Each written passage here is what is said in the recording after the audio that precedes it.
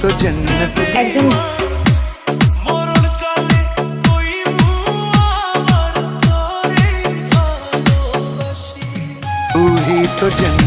একজন বাবা তার সন্তানকে দূরে ফেলে থাকতে পারে, কিন্তু কাউকে পেয়ে যদি আমাকে ভুলে যাও, আমার কোনো কষ্ট হবে না,